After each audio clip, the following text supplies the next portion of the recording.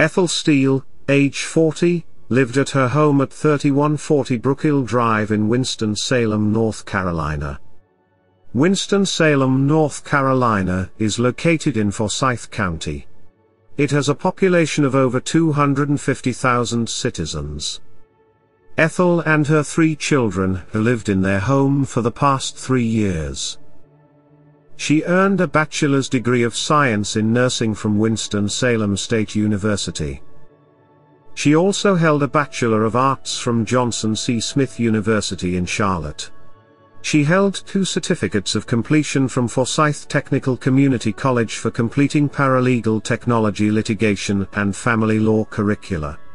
Ethel works as a nurse with Novant Health and also as a traveling nurse. Ethel homeschooled her 3 children since the beginning of the COVID-19 pandemic. Ethel had 3 children: 14-year-old Sakenlo, 12-year-old Sakenya, and 9-year-old Sakendra. Sakenlo, also known as KJ, enjoyed computers. He planned to go into computer technology and game creation. He already started an online business in the field. Sakenya, also known as Kenya, had her own business selling art she created. She enjoyed playing volleyball and basketball. Sakendra, also known as Kendra, loved to dance and sing. She never met a stranger. Ethel and the father of her children, Ethel Steele, separated in 2013 and divorced later in 2015. Ethel Steele's Facebook is filled with pictures of him taking his children on vacations, and him homeschooling them too. He appears to be a very loving, attentive father who adored his children, and spent as much time with them as their mother. Ethel had recently returned from vacation from Florida with her children. On April 11 in 2023, Ethel was on FaceTime speaking with the father of her children. At some point during their conversation she began shooting her children. She first shot her youngest daughter, 9-year-old Sakendra. Shocked, 12-year-old Sakenya jumped up and screamed. Her mother quickly reacted and shot her as well. Ethel then shot her 14-year-old son Sakenlo, and finally turned the gun on herself, committing suicide. The terrified father immediately called 911 to report what he just witnessed. Authorities arrived shortly before noon. They discovered the doors locked from the inside, and forced entry into the home, where they found Ethel Steele and all 3 of her children dead from gunshot injuries. Shortly after authorities arrived and found the bodies, the grief-stricken father arrived in front of the home and fell to the lawn in despair. People standing around had to help him to his feet. Neighbors are left in shock after the tragedy. One neighbor whose kids frequently played with the Steele children said the family was reclusive. Another neighbor, William Martin, said, "I hate to think of the fact that every day when I come in, I'm going to look at that house, and I always know something tragic happened there. That will always be etched in my memory." He continued saying, "I thought it was one of the saddest ways for anybody to go, especially kids. It really hurt when kids are involved." A family member of the father has set up a GoFundMe to assist him in paying funeral expenses for his 3 children.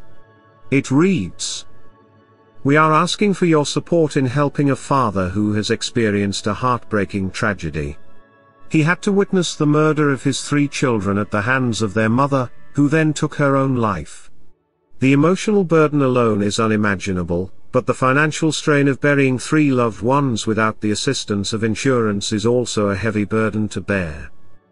We are raising funds to assist with the father's immediate needs, including funeral arrangements and living expenses, as well as to help rebuild his life.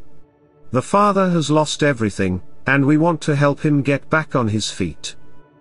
The funds raised will be used to cherish and honor the lives of Sakenya Syretha Steele, 12, Sakendra Cyan Steele, 9, and Sakenlo Sean Steele Jr., 14. Every donation, no matter how small, will make a difference in this father's life. Your support will help him to begin the healing process and to rebuild his life after such a tragic loss. We ask that you keep him and his family in your thoughts and prayers during this difficult time. Thank you for your generosity and support. Sekenlo Sr. and the Steele family. So far it's raised nearly $17,000. Ethel's brother, Van Robinson said, "The kids were outgoing, we have a cheerleader. We have an artist, also an anime artist. She was fine? I mean, this was so unexpected. I feel like I'm in a nightmare and I can't wake up. It's the only sister I have." Ethel's aunt spoke to reporters about the horrible tragedy. Ethel was a beautiful, well-educated, loving mother, loving sister, loving daughter who took care to the utmost of her children. So there are a lot of questions that we need to have answered. Chris Scott, a pastor who lives just across the road from Ethel's home, was on a conference call with others discussing gun violence on the same day as the tragedy. When the call was over, he walked outside to police cars and emergency vehicles. He ended up talking to family members and offering them his help. He said, "This is just the beginning of the process. Unfortunately, with grief, there's a lot to come after." Scott said the group he was talking with, Live Free USA, advocates for ways to reduce gun violence, and in the conference had been discussing the recent tragedy at a school in Nashville, Tennessee. He continued saying, "There is no reason that our babies should have to worry about being shot at school. There is no reason that we should be losing children to gun violence." He added that common sense solutions can be worked out between the left and right. He said, "This is a quiet neighborhood, nothing like this ever happens. Everybody is very cordial. We all stay to ourselves, but people are struggling with something, you just never know. You can't look at someone and tell what they are struggling with." Family and friends released balloons on April 24 in remembrance of Ethel and her 3 children, Sekenlo, Sekenya, and Sekendra.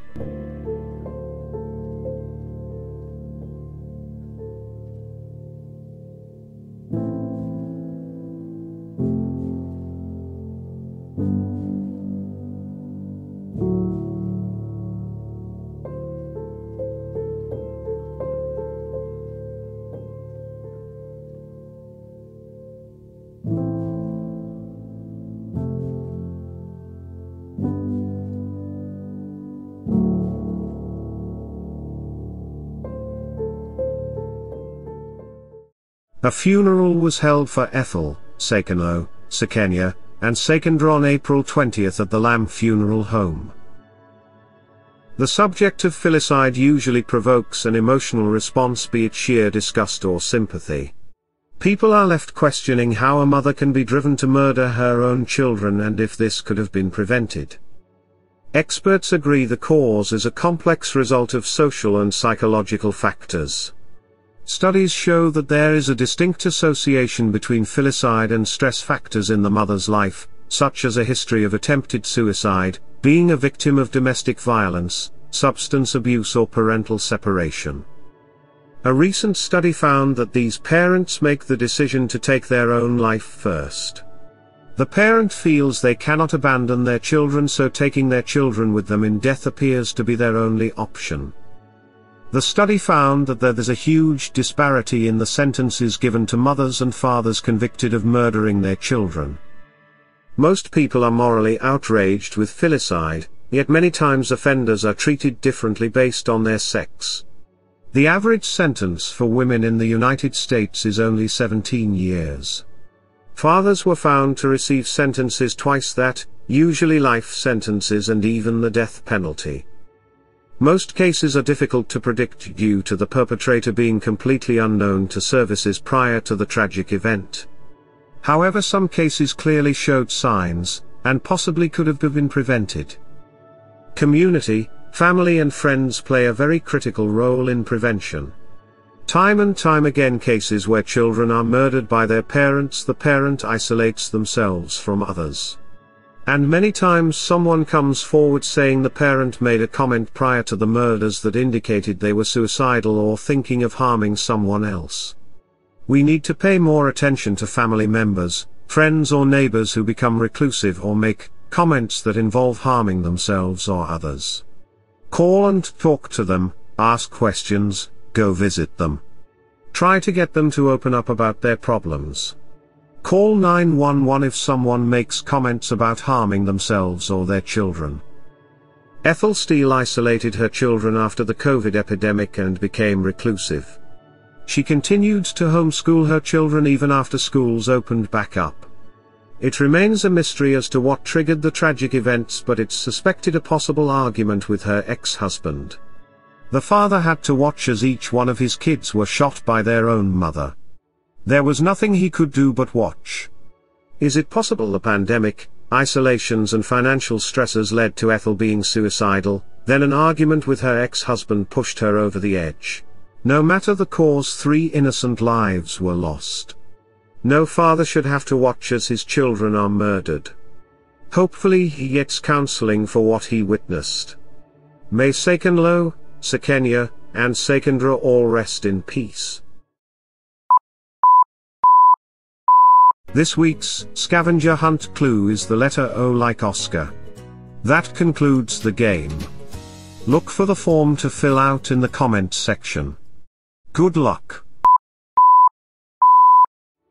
That concludes this episode. Keep your eye out for the next volume, coming soon. If you enjoyed this video, consider subscribing. Thanks for watching.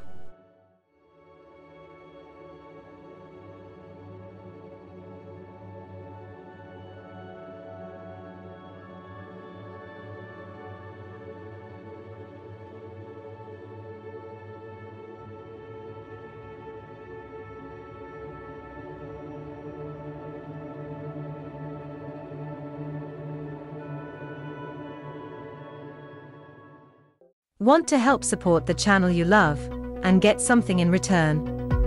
Simply purchase some Elizabeth's Chronicles merch. We have coffee mugs, t-shirts, sweatshirts, cozy blankets, beach towels, phone covers and more. Use the coupon code EC10OFF4U, and get 10% off your order. The link to order is in the description area below this video. Thanks for helping Elizabeth's Chronicles continue to make the videos you love.